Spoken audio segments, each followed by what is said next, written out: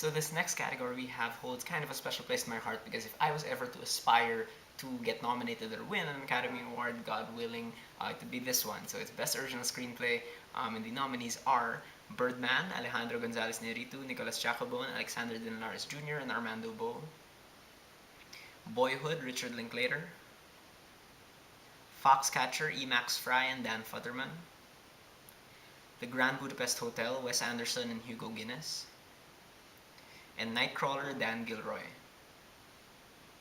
Now, this is actually a very strong list in my opinion. I would have liked to see something like Selma get more recognition. But as it stands, I actually really like all five of these nominees. I think they do very unique things in their own special ways. So, in terms of who I think should have won the Oscar, at fifth place, I'm going to go with Foxcatcher.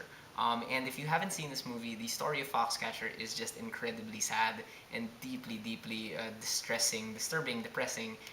Thanks to mostly because of its relationships between its three central characters. You have two really desperate characters who just want validation. You have Mark Schultz played by Channing Tatum and John DuPont played by Steve Carell. And then you have one guy caught in the middle, Dave Schultz played by Mark Ruffalo. And it's really interesting how the screenplay observes the relationships, the very complex relationships with each other. And a lot of the dialogue in Foxcatcher out of context might sound kind of funny, but given the context of the situation, just the depressing mood, a lot of the dialogue just ends up being really kind of uncomfortable and sad to listen to in a very good way. And this is the kind of movie that also benefits a lot from its silences. Like a lot is said in its silences, and I think Foxcatcher really does totally succeed in exploring its themes of loneliness and the need for constant validation, like I said. And because it does such a good job setting up these themes, you really feel the impact of the ending, which objectively speaking is kind of simple, but it's so just soul crushingly depressing, and I love this movie. At fourth place, I'm going to put Nightcrawler, and Nightcrawler succeeds for me mostly because of the character of Lou Bloom, who is just a total psychopath. There's no other way around it. But you don't want to support this guy, but you can't help but feel proud of him when he triumphs because he's coming from a place where we can all relate to. He's down on his luck. He just needs a job, and the fact that he's attaining success despite illegal means is it really challenges the audience that way. It really is more of a character study than a straightforward thriller with a plot. But the way Lou moves up in the business is very tense and exciting. You really get a nice sense of escalation. And the dialogue is also weirdly funny in this movie and awkward at the very beginning, but it starts getting legitimately frightening and creepy when you realize just how dangerous this guy is, and it's a really, really great psychological character study. At third place, I'm going to put Boyhood. And Richard Linklater is now just like, he's really a master at capturing the rhythms of everyday speech, just all the awkwardness and the strangeness of it all. And so, because he's so good at writing this kind of dialogue, when his characters make profound statements, they don't come off as pretentious to me. And they're very, very believable. It really just feels like, it reminds me of when I talk to my friends and suddenly someone says something profound and it's just like, whoa, it's like that's the vibe I get from his movies.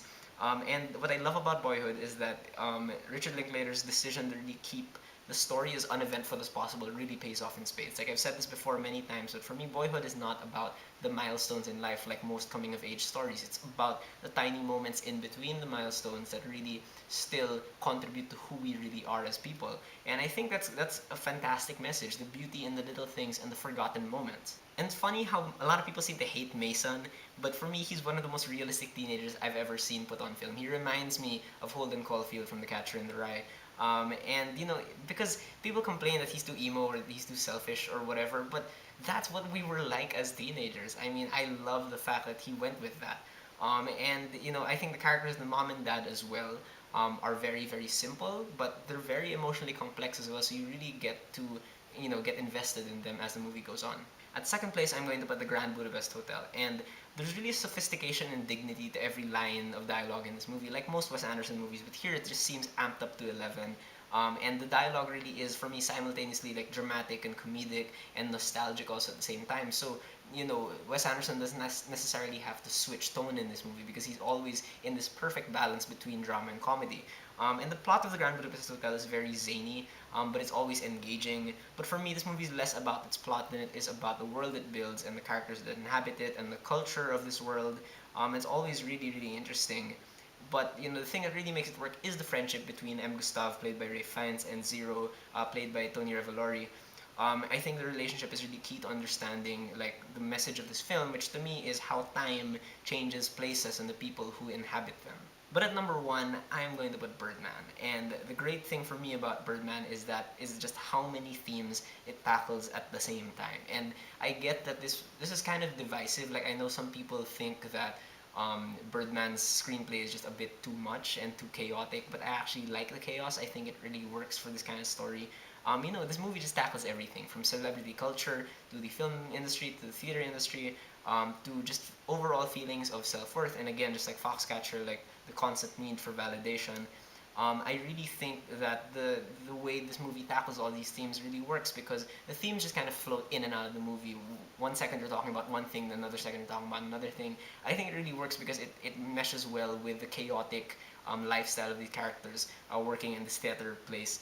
The dialogue is very fierce and in your face, but for me it's very multi-layered. You can really see this whenever Regan is rehearsing his play and he has to repeat some lines, and every time he repeats a certain line it seems to change meaning, and I think that's really fascinating to see. So yeah, like just like the Grand Budapest Hotel as well, I think the tone shifts work very well because of how just the nature of the story is so chaotic, like it just seems natural. And the character of Regan himself is extremely deep and again sort of divisive. You might hate him and I understand that, but you might also love him and root for him and I understand that as well. And I think the other characters are all very well drawn, if only, even if only they're, how I view them as representations of the other themes or aspects of those themes. I think, just Birdman's screenplay in general is just extremely just fun to get into. And as for who I thought would win the Oscar, I went with Birdman, and thankfully it did win, so I'm very happy about that. But yeah, those are my thoughts on the Best Original Screenplay category for this year. Who do you think should have won? What do you think about Birdman winning? Whatever you thought, whether you agree with me or not, please leave me a comment. Let's have a conversation.